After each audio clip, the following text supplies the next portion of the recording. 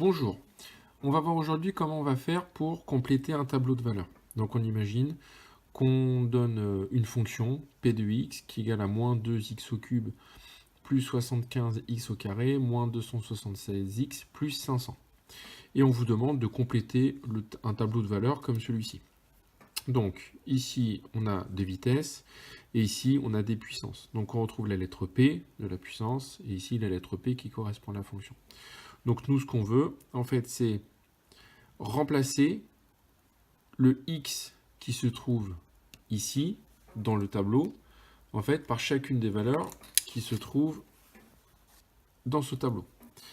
Si on fait les calculs à la main, il faudrait remplacer ici ce x là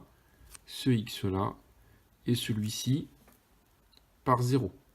Ensuite, remplacer tous les x par 1, remplacer tous les x par 5, par 10, par 15, etc. etc.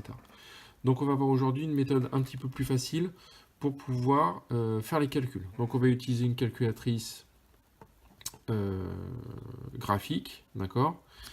Donc on l'allume, on va appuyer ici sur fx, et on arrive ici sur y1, y2, y3, etc., etc.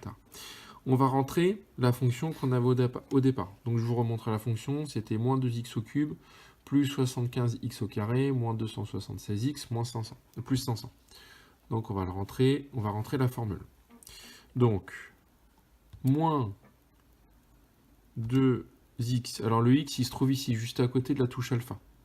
Donc moins 2x au cube, je rappelle que pour faire le cube, il faut faire ici le petit chapeau avec le 3. Ensuite, on met un coup de flèche à droite pour redescendre. Plus 75x au carré, moins 276x plus 500. Et on appuie sur Entrée. Donc là, on a la fonction qui est bien renseignée. Ensuite, il faut dire à la calculatrice que le tableau commence à 0 et qu'ensuite, on va lui demander les valeurs de 1 en 1. Donc on retourne sur la calculatrice.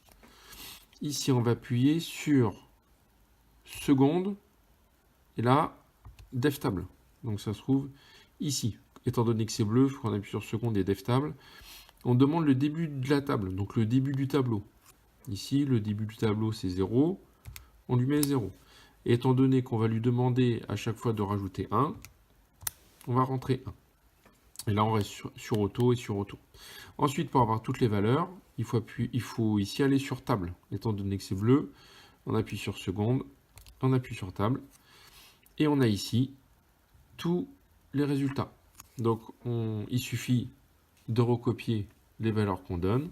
C'est-à-dire que pour 0, on met 500. Pour 1, on met 297. Pour 5, on met 745, etc., etc.